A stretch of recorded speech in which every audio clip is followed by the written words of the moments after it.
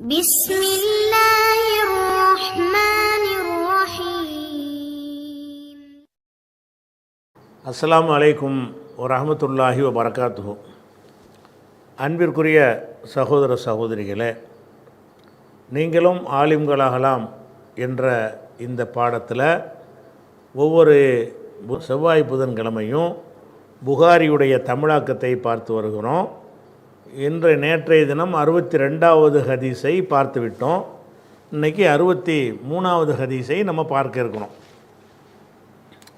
63வது ஹதீஸில் என்ன வருதுன்னு கேட்டால், இதில் ஹதீஸுடைய கலை சம்பந்தப்பட்ட ஒரு விஷயத்தை கொண்டு வர்றார். 63வது ஹதீஸில் புகார் என்ன செய்கிறாருன்னு கேட்டால், பல செய்திகளை இதில் கொண்டு வர்றார்.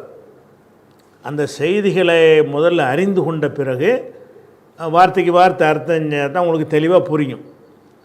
இப்போ ரசூல்லா அந்த ஹதீஸெல்லாம் தொகுக்கப்படுற புகாரி இமாமுடைய காலம் இருக்குல்ல, அந்த காலத்தில் எல்லாம் என்ன செய்வாங்கன்னு கேட்டால், ஒரு ஹதீஸ் அறிவிப்பதாக இருந்தால், புகாரி ஒரு ஹதீஸ் அறிவிக்கிறார்னா அவருடைய உஸ்தாதிட்ட கேட்டு தானே அறிவிக்கணும். புகாரி ஒரு ஹதீஸ் அறிவிக்கிறார்னு கேட்டால், எனக்கு இந்த நபர் எனக்கு அறிவித்தார், அவருக்கு இந்த நபர் அறிவித்தார், அவருக்கு இந்த நபர் அறிவித்தார்னு சொல்லி அறிவிக்கிறாங்கள்ல. இந்த அறிவிக்கிறதை பொறுத்த வரைக்கும் அது சம்பந்தமாக சில விதிமுறைகளை, சில ஒழுங்குகள் இருக்கிறது என்று இந்த பாடத்துக்குள்ளே அவர் கொண்டு வர்றார். எப்படி கொண்டு வர்றாருன்னு கேட்டால், இப்போ நான் ஒரு ஹதீஸை, நான் தான் ஒரு ஆசிரியர், நீங்கள் எல்லாம் மாணவராக இருக்கிறீங்க. அந்த மாணவருக்கு நான் என்ன செய்கிறேன்னு கேட்டால், இன்னமல் அமால் பின்னியாத், எல்லா அமல்களும் எண்ணங்களை பொறுத்தது என்று நான் அறிவிக்கிறேன். அறிவித்தவனை என்ன செய்கிறீங்க, நீங்கள் என்கிட்ட கேட்டுட்டு போய் நான் சொன்னதாக நீங்கள் அறிவிப்பீங்க. நான் தானே உங்களுக்கு சொன்னேன், இன்னமல் அமால் பின்னியாத்து நபி சொன்னதாக அவர் சொல்லி அவர் சொல்லி அவர் சொல்லி இவர் சொல்லி அவர் சொன்னார்னு நான் சொன்னதாக இறுதியாக நீங்கள் அறிவிப்பீங்க. ஏன்னு கேட்டால், நான் தான் இதை உங்களுக்கு சொல்லியிருக்கிறேன். இது ஒரு வகை இருக்கிறது. இன்னும் சில என்ன செய்வாங்கன்னு கேட்டால், மாணவர்களை சில ஹதீஸுகளை அறிஞ்சு வச்சுருப்பாங்க. அறிஞ்சு வச்சு என்ன செய்வாங்கன்றா, ஆசிரியர் உட்கார்ந்துருப்பார். ஆசிரியர்கிட்ட மாணவர் கேட்பார், இன்னமல் அமால் பின்னியாத்துன்னு அவர் ஒரு ஹதீஸை வாசிப்பார். ஆசிரியர் வாசிக்க மாட்டார், மாணவர் வாசிப்பார். ஆசிரியர் பேசாமல் கேட்டுக்கிட்டு இருப்பார். அப்போ அவர் பிழையாக இருந்தால் திருத்தி காட்டுவார். மாணவர்களை உங்களுக்கு தெரிஞ்ச ஹதீஸை சொல்லுங்கம்பார். அவங்க ஒரு ஹதீஸை சொல்லுவாங்க. ஆசிரியர் என்ன செய்வார்னு கேட்டால், அதில் கரெக்ஷன் பண்ண மாட்டார். கரெக்ஷன் பண்ணலன்னு என்ன அர்த்தம், அவங்க சரியாக சொன்னாங்கன்னு அர்த்தம். ஏன்னா ஆசிரியர் திருத்தருக்கு தான் உட்காந்துருக்கிறாரு. திருத்துவதற்கு இருக்கிற ஒரு ஆசிரியர் அந்த மாணவர்கள் பிழைய ஒரு ஹதீஸை வாசிக்கும் பொழுது, அந்த ஹதீஸு உண்மையில் அப்படி ஹதீஸ் இருக்குதா இல்லையா, சரியாக வாசிக்கிறாரா, அறிவிப்பாளர் பேரெல்லாம் கரெக்டாக சொல்கிறாரா அப்படிங்கிறத செக் பண்ணுவது தான் அவர் ஆசிரியருடைய வேலை. ஆசிரியர் என்ன பண்ணுறாருன்னு கேட்டால், இந்த மாணவர் வாசிக்கும் பொழுது பேசாமல் உட்காந்து கேட்டுட்ருக்கிறார். முடிஞ்சிருச்சு, அதோட பாடம் அன்றைக்கி முடிஞ்சிருச்சு. அடுத்த நாளைக்கு இந்த மாணவர் போய் இவர் எதை ஆசிரியர்கிட்ட வாசித்து சொன்னாரோ அதை அந்த ஆசிரியரை அறிவித்ததாக இவர் மக்கள்கிட்ட சொல்லுவார். இந்த ஹதீஸ் ஆசிரியர் அறிவிக்கவே இல்லை. இவர் கேள்விப்பட்ட ஒரு ஹதீஸை எனக்கு இந்த இன்னமல் அமால் பின்னியாத்துங்கிற ஒரு ஹதீஸை ரசூல்லா சொன்னதாக, இப்போ 62வது ஹதீஸை உதாரணத்துக்கு எடுத்துக்கிறோமே, மரத்தில் ஒரு மரம் இருக்கிறது, இலை உதிராது அப்படிங்கிற ஒரு ஹதீஸு ஆசிரியரை மாணவருக்கு சொல்வது ஒரு வகை. இன்னொரு வகை என்னன்னு கேட்டால், மாணவரை இப்போ ஆசிரியர்கிட்ட சொல்லுவார், இப்படி ஒரு ஹதீஸ் இருக்கிறது, இதை இப்னு உமர் அறிவிக்கிறாங்க, இப்னு உமர்கிட்ட அப்துல்லா இப்னு தீனாருங்கிறவர் அறிவிக்கிறாரு, அவரிடமிருந்து சுலைமான் என்பவர் அறிவிக்கிறாரு அப்படின்னு அந்த லிஸ்ட்டை போட்டு அந்த மாணவர் என்ன செய்வார், ஆசிரியர்கிட்ட சொல்லுவார். ஆசிரியர் பேசாமல் கேட்டுட்ருப்பார். ஆசிரியர்னால் அந்த ஹதீஸ் கலையில் கரகண்ட ஒரு ஆசிரியர், அவர் பேசாமல் இருக்கிறாருன்னு வைங்க. அப்போ அந்த மாணவர் என்ன செய்வார்னா, அடுத்த ஜெனரேஷனுக்கு மக்களுக்கு அறிவிக்கும் பொழுது இந்த ஒரு ஹதீஸை அவருடைய ஆசிரியரை இவருக்கு சொன்னதாக போய் சொல்லுவார்.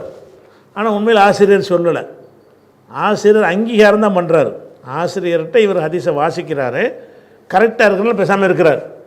எனக்கு இவர் சொன்னார், ஓகே கரெக்டு தான், எனக்கு அவர் சொன்னார், அது ஓகே தான், எனக்கு அவர் சொன்னார், ஓகே தான்ட்டு இவர் பேசாமல் இருந்துட்டார்.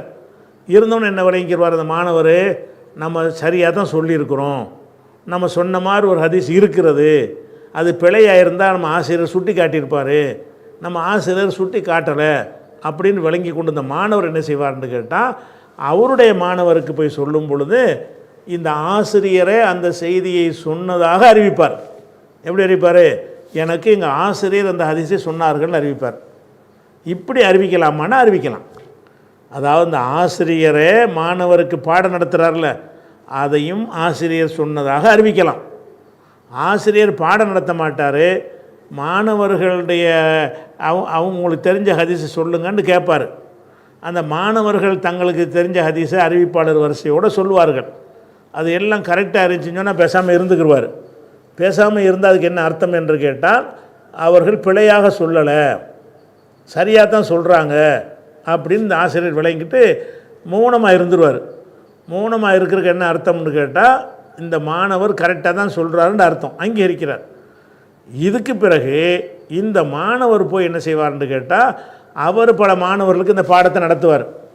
நடத்தும்போது என்ன செய்வார்னு கேட்டால் இவர் எந்த ஹதீஸை ஆசிரியர்கிட்ட அங்கீகாரம் வாங்கினாரோ அந்த ஹதீஸை ஆசிரியரை தனக்கு சொன்னதாக அறிவிப்பார்.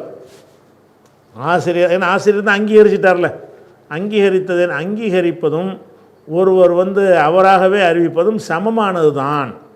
ஒரு ஆசிரியரே மாணவருக்கு ஒரு ஹதீஸை அறிவித்தாலும் ஒரே அந்தஸ்து தான். அல்லது மாணவர் ஆசிரியர்கிட்ட ஒப்புவிக்கும் பொழுது ஆசிரியர் அப்படி ஏற்றுக்கொண்டார் என்று சொன்னால் அதுவும் ஆசிரியரே சொன்ன மாதிரி தான் என்ற வகையில் இப்படி சொல்லலாம். இதுக்கு ஆதாரத்தை பின்னாடி இந்த பாடத்தில் அவர் சொல்லக்கூடிய விஷயம் என்னன்னு கேட்டால், ஒரு முஹத்திஸ் என்றால் ஒரு ஹதீஸ் கலை மேதையிடத்தில் போய் அவர் சொல்ல ஹதீஸை மாணவர்கள் மனப்பாடம் பண்ணி அறிவிப்பதும் சமமானது தான். மாணவர்களே ஒரு தெரிஞ்ச ஹதீஸை ஆசிரியர்கிட்ட ஒப்புவித்து அவருடைய அங்கீகாரம் பெற்றார்கள் என்று சொன்னால் அந்த ஆசிரியர் சொன்னதாக அவர் புரிந்து கொள்ளலாம். அந்த ஆசிரியர் தனக்கு அறிவித்ததாக மக்கள் பொய் கிடையாது. இவர் ஆசிரியர் நெசமாக அறிவிக்கலை, உண்மையில் ஆசிரியர் அறிவிக்கலை.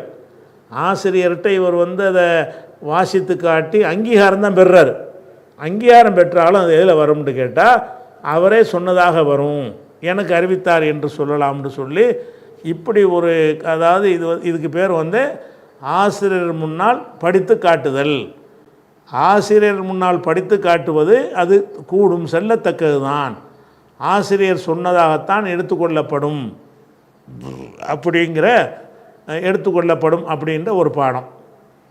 அதுக்கு என்ன ஆதாரம் காட்டுறாங்கன்னு கேட்டால், இந்த செய்தியில் மொத்தமாக விளங்கிக்கிட்டு அப்புறம் நீங்கள் வரி வாசிச்சா உங்களுக்கு வழங்கும்.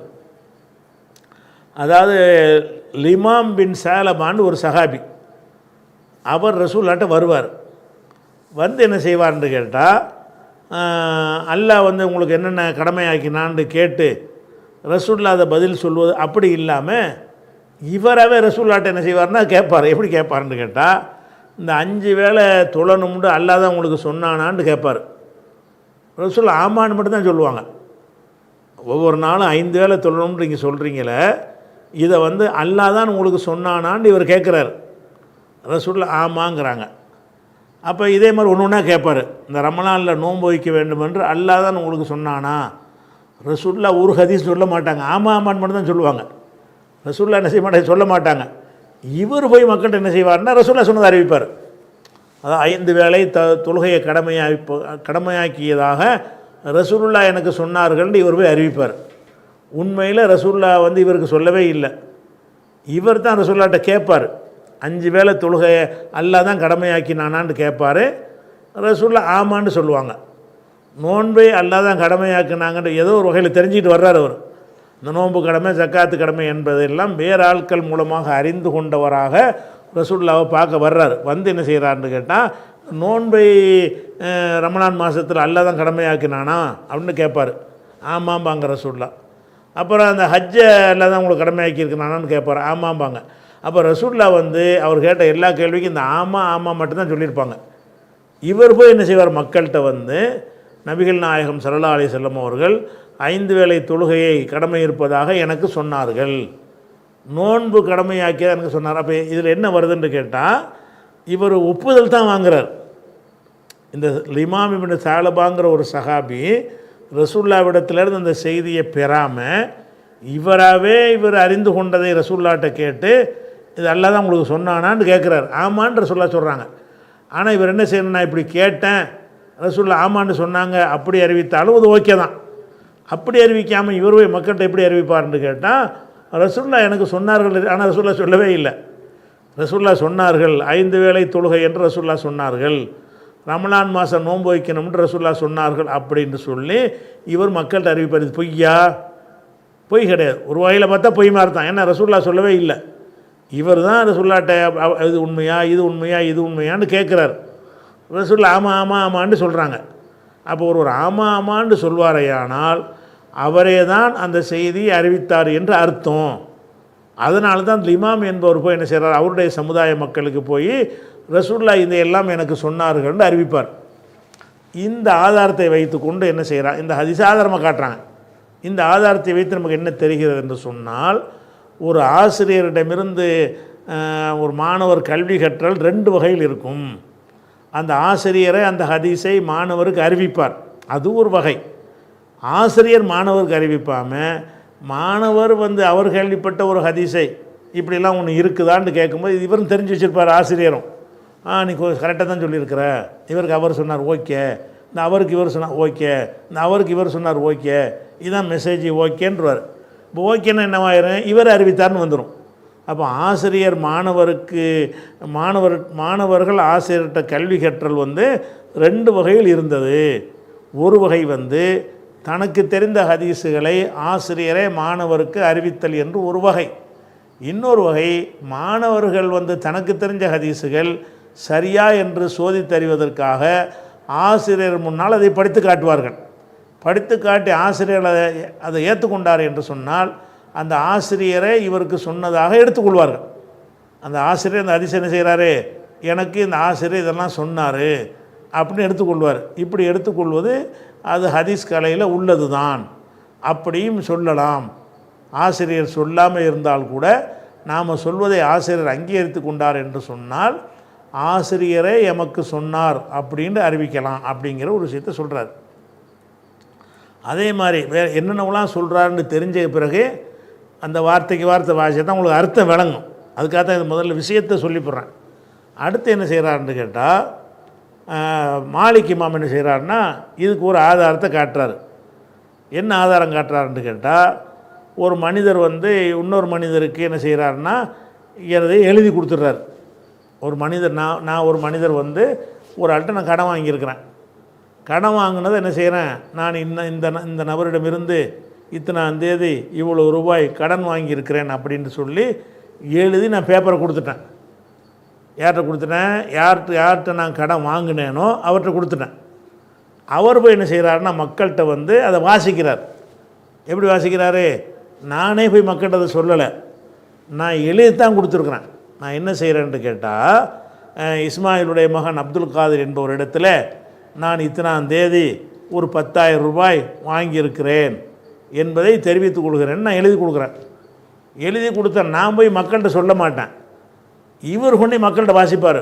எப்படி வாசிப்பார், எனக்கு இந்த ஆள் 10,000 ரூபா தரணும், இந்த அருக்கு அவர் எழுதி தந்த வாசகம்னு வாசிப்பார்.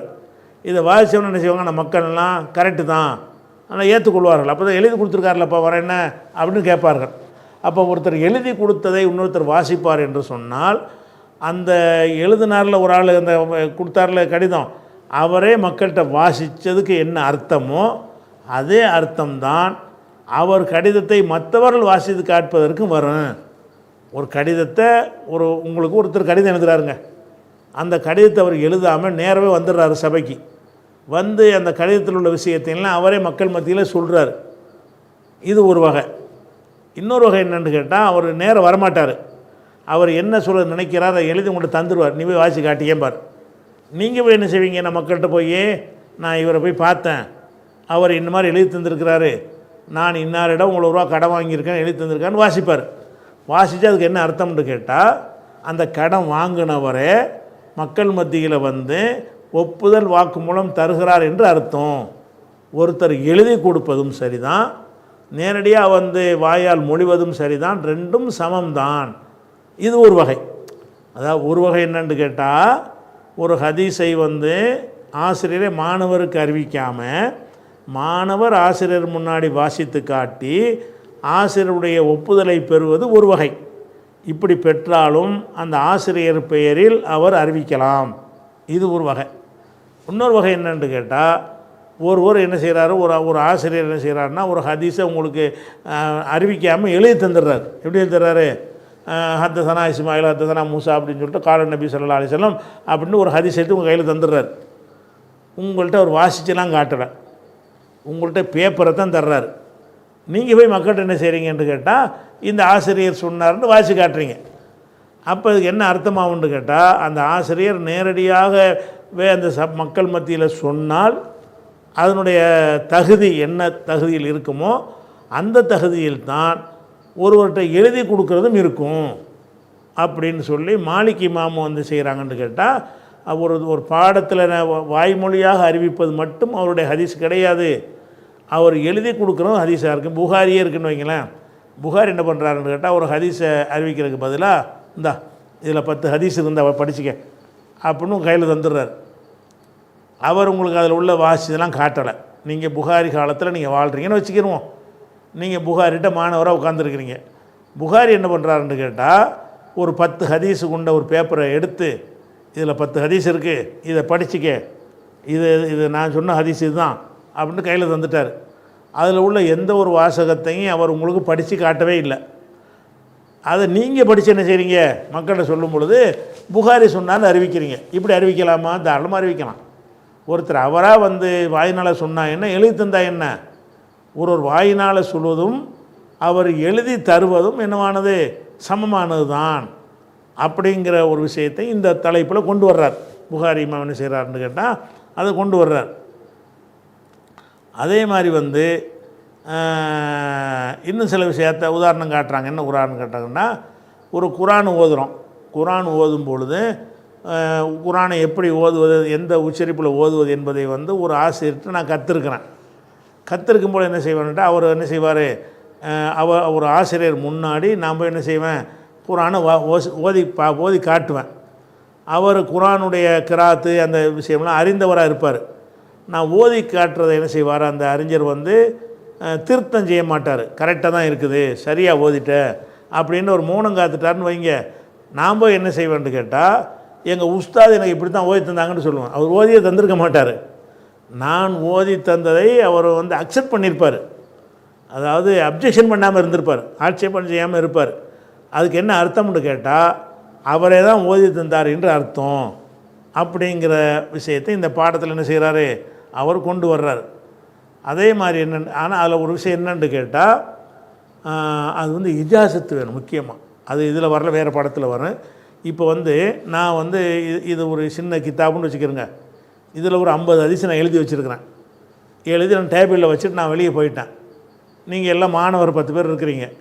நீங்கள் அந்த பேப்பரை எடுத்துக்கிட்டு போய் நான் சொன்னேன்னு அறிவிக்கக்கூடாது.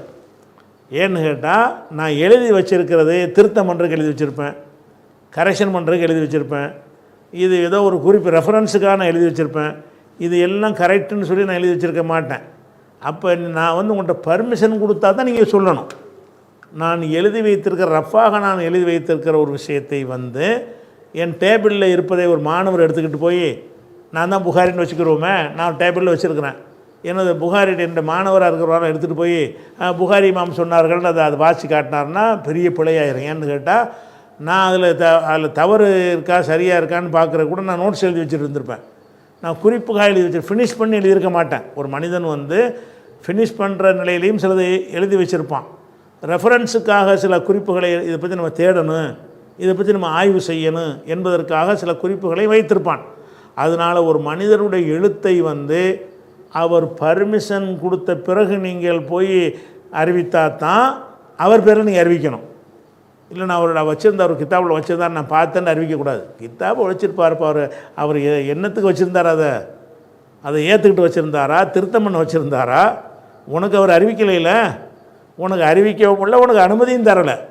அப்படிங்கிற வகையில் அந்த முஹத்தீஸ் என்ன செய்யணும்னு கேட்டால், அவர் வந்து இஜாசத்து கொடுக்கணும், அனுமதி கொடுக்கணும். அனுமதி கொடுக்காமல் என்ன செய்யக்கூடாது, அவர் தரக்கூடிய அவர்கிட்ட இருக்கக்கூடிய பேப்பரை கலாண்டு போய் என்ன செய்யக்கூடாது, சொல்லக்கூடாது. இந்த மாதிரி விஷயங்களை எல்லாம் இப்போ நம்ம பார்க்கக்கூடிய, அதாவது இப்போ பார்க்குறது 63வது ஹதீஸ் இருக்குல்ல, 63வது ஹதீஸ் சம்பந்தப்பட்ட பாடத்துக்கு தான் உங்களை விஷயத்தை முன்னுரையில் கொண்டு வர்றார். 63வது ஹதீஸ் பின்னாடி ரொம்ப பின்னாடி வரப்போகுது. அந்த ஹதீஸுக்கு போவதற்கு முன்னாடி போட்டு பல விஷயங்களை, ஹதீஸ் கலை சம்பந்தப்பட்ட விஷயங்களை, ஹதீஸு துறை சம்பந்தப்பட்ட விஷயங்களை புகார் என்ன செய்கிறாரு, கொண்டு வந்திருக்கிறார். இதை மனசில் வச்சுக்கிட்டு இப்போ இந்த வார்த்தைக்கு வார்த்தை அர்த்தம் பார்ப்போம். பாபு மாஜா ஃபில் இல்மி, கல்வி சம்பந்தப்பட்ட செய்திகள் குறித்த பாடம். அதாவது ஜா என்றால் வந்தாண்டு அர்த்தம். கல்வி சம்பந்தமாக வந்திருக்கின்ற விஷயங்கள் பற்றிய பாடம்னு இந்த வருதல்ங்கிற வார்த்தையை அரபியில் போடுவாங்க. மா ஜா ஃபில் உலுவி, உழுவை பற்றி வந்திருக்கக்கூடிய பாடம்னா அது தமிழுக்கு நல்லா இல்லை. வந்திருக்குன்னு அர்த்தம்னா அறிவிக்கப்படுற அர்த்தம். அதாவது அரபியில் என்ன செய்வாங்கன்னு கேட்டால், உழு சம்பந்தமான ஒரு ஹதீஸ் இருக்குன்னு வைங்களேன், ஒரு 10 ஹதீஸ் போட்டிருக்கிறாரு. அதுக்கு என்ன தலைப்பு கொடுப்பாருன்னு கேட்டால், உழு சம்பந்தமாக மாஜா ஃபில் உலுயி, உழு சம்பந்தமாக வந்திருக்கும் பாடம்னு போட்டிருப்பார். அந்த வந்திருக்கும் பாடம் என்று நம்ம தமிழ் மொழியில் அப்படி சொல்ல மாட்டோம், பதிவு செய்யப்பட்டவைன்னு சொல்லுவோம். அப்போ வந்திருக்கிறதுலேருந்து தான் அரபியில் போடுவாங்க. நம்ம அதையே மொழிபெயர்த்து சொன்னோம்னா தமிழுக்கு தூரமாக போயிடும். தமிழில் அந்த ஒரு நடை கிடையாது. அதனால் என்ன செய்யணும், பாபு மாஜா என்று சொன்னால் மா ருவியன்னு வச்சுக்கிறோங்க. மா ருவிய ஃபில் இல்மி, கல்வி சம்பந்தமாக அறிவிக்கப்பட்டவைகள் குறித்த பாடம். பாபு என்றால் பாடம், மாஜா என்றால் அல்லது ஜா, வந்திருக்கிறதே. அந்த வந்திருக்கிறன்னு நம்மளை நோக்கி வரவா போகுது. அந்த ஹதீஸுக்கெல்லாம் நம்மளை நோக்கி வரவுலாம் போகிறது கிடையாது. அவங்க அந்த பாஷையில் வந்திருக்குன்னு சொல்கிறாங்க. அரபியர்கள் என்ன செய்கிறாங்க, மாஜா ஃபில் இல்மி, கல்வி சம்பந்தமாக வந்திருக்கும் பாடம்னு அவங்க போடுவாங்க. நம்ம வந்திருக்கும் பாடம்னு சொல்வது தமிழில் சொன்னால் அது ஒரு டிஃப்ரெண்ட்டான ஒரு நடையாக தெரியும். அப்போ என்ன நம்ம தமிழில் அர்த்தம் செய்யணும்னு கேட்டால், கல்வி சம்பந்தமாக பதிவு செய்யப்பட்டவை, கல்வி சம்பந்தமாக அறிவிக்கப்பட்டவை குறித்த பாடம், இப்படி தான் நம்ம தமிழில் சொல்லுவோம். அப்போ பாபு மாஜா ஃபில் இல்மி, கல்வி சம்பந்தமாக வந்திருக்கும் பாடம். வந்திருக்கும் பாடம்னு சொல்வது தமிழுக்கு கொஞ்சம் நல்லா இல்லை. நேரடி அர்த்தம் தான், நேரடி அர்த்தம் சொல்லிவிட்டு அது கருத்து என்ன, மாஜா ஃபில் இல்மின்னா மா ருவிய ஃபில் இல்மி, இல்மு சம்பந்தமாக கல்வி சம்பந்தமாக அறிவிக்கப்பட்டிருப்பவை குறித்த ஒரு பாடம். கல்வி கற்றல் இருக்குல்ல, அது குறித்து உள்ள பாடத்தை நான் இதில் கொண்டு வர போகிறேங்கிறார். மேலும் ஓ கவுலிஹி தாலா, அல்லாஹ்வுடைய வசனம் பற்றிய பாடம். கவுலுனா சொல்லு, வசனம்னு அர்த்தம். ஓ கவுலிஹி தாலா, அல்லாஹ்வுடைய வசனம் குறித்த பாடம். என்ன வசனம்னு கேட்டால், ஓ குர் ரப்பி ஜித்னி இல்மா, இறைவா எனக்கு கல்வியை அதிகமாக்கி கொடு என்று சொல்வீராக. நபியை பார்த்து அல்லாஹ் சொல்கிறான், குல் நபியை நீங்கள் சொல்லுங்கள், ரப்பி ஜித்னி இல்மா, இறைவா எனக்கு கல்வி அதிகமாக்கி கொடு. தாகாண்டா 20வது சூறாவில் 114வது வசனத்தில் இந்த வாசகம் வருகிறது. இதை பற்றிய பாடம், கல்வி அதிகமாக்கித்தா என்று அல்லாஹ் சொல்கிறான்ல, அது குறித்த பாடம்ங்கிறார். இந்த பாடத்துக்கு 2 விஷயத்தை போடுறார். மாஜா ஃபில் இல்மி, கல்வி குறித்து அறிவிக்கப்பட்ட செய்திகள் குறித்த ஒரு பாடம். ஓ கவுலிஹி தாலா, அல்லாஹ்வுடைய வசனம் குறித்த ஒரு பாடம். எந்த வசனம், ஓ குர்ரப்பி ஜித்னி இல்மா, குர்ரப்பி ஜித்னி இல்மா என்ற வசனம் குறித்த ஒரு பாடம்.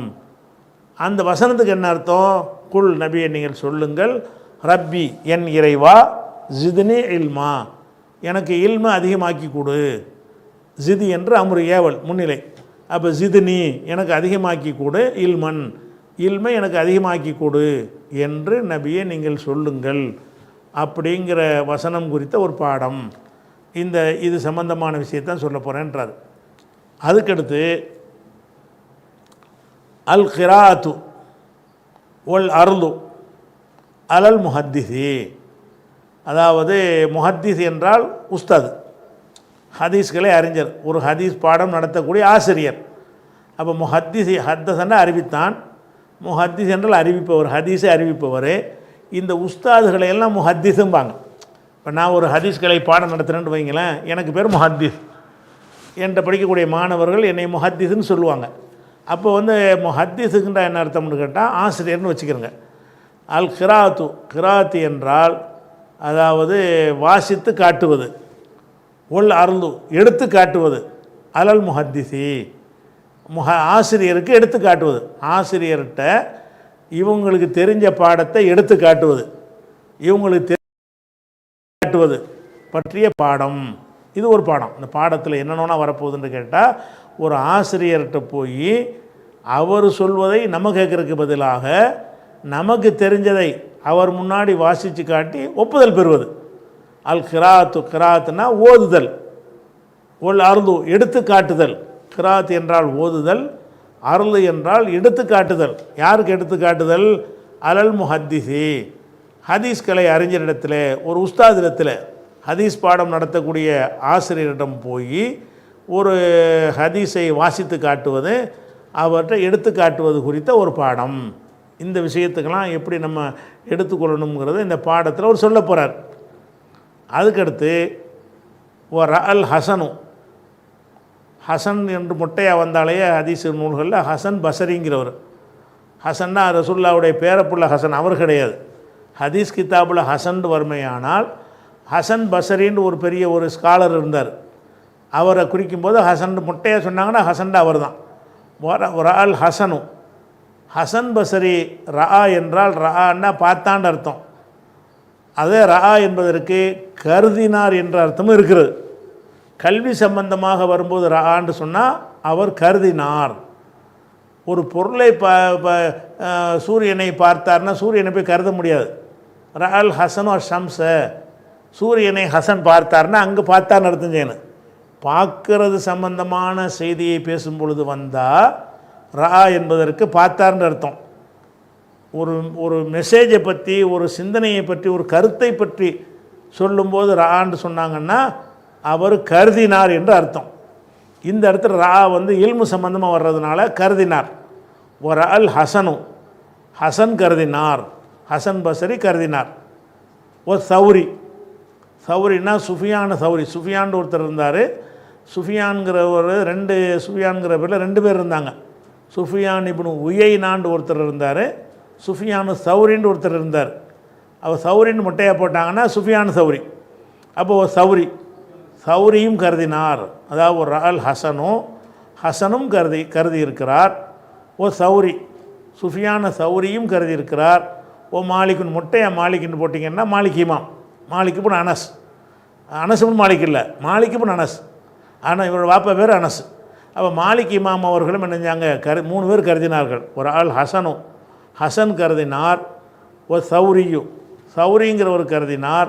ஓ மாலிக்குன், மாலிக் என்பவர் கருதினார். என்னத்தை கருதினார்னு கேட்டால் அல் கிராஅத்த ஜாயிசத்தன், கிராஅத்து இருக்கிற நம்மளை ஆசிரியருக்கு ஓதி காட்டுதல், எடுத்து காட்டுதல், அது செல்லத்தக்கது என்று கருதி இருக்கிறார்கள். ஒரு ஆசிரியர்கிட்ட போய் மாணவர் அவர் வாசித்து காட்டுறாருன்னு வைங்க, அவர் வாசித்து காட்டினார்னு சொன்னால் அந்த ஆசிரியர் அப்ஜெக்ஷன் பண்ணலை என்று சொன்னால் அந்த ஆசிரியரே தான் இந்த செய்தியை மாணவருக்கு சொன்னார் என்ற கருத்து வருங்கிறாங்கல்ல, அப்படி வரத்தான் செய்யுங்கிறாங்க. இந்த 3 பேரும் சொல்கிறாங்க. ஒரு ஆள் ஹசனு, ஹசன் பசரி கருதி இருக்கிறார்கள். ஓ சௌரியு, சுஃபியான சௌரி கருதி இருக்கிறார்கள். ஓ மாலிக்குன், மாலிக் இமாம், 4 இமாமில் ஒரு ஆளுங்கிறாங்கல்ல, அந்த மாலிக் இமாம் கருதி இருக்கிறார்கள். என்ன கருதி இருக்கிறார்கள்னா அல் கிராஅத்த, ஆசிரியர் முன்னால் ஓதி காட்டுவது. கிராத்துனா வெறுமனும் ஓதி காட்டுறது. இங்கே ஆசிரியருக்கு முன்னாடி ஓதி காட்டுவதை குறித்து அப்படி சொல்கிறாங்க. அல் கிராஅத்த, ஆசிரியர் முன்னால் ஓதி காட்டுவதை ஜாயிசத்தன், அது செல்லத்தக்கது, சரிதான். ஜாயிஸ்னா செல்லத்தக்கது, செல்லத்தக்கதாக கருதி இருக்கிறார்கள். அப்போ இந்த 3 அறிஞர் என்ன சொல்கிறாங்கன்னு கேட்டால், ஒரு ஆசிரியர் மாணவருக்கு அறிவிக்கிறது மட்டும் ஹதீஸ் கிடையாது. மாணவர் ஆசிரியர்கிட்ட வாசித்து காட்டி ஒப்புதல் பெறுவார்கள், அதுவும் ஹதீஸ் தான். ஆசிரியர் மாணவருக்கு ஒரு ஹதீஸை புதுசாக அவரே சொல்கிறாருன்னு வைங்க, அதுவும் அந்த ஆசிரியர் சொன்னதாக தான் அர்த்தம்.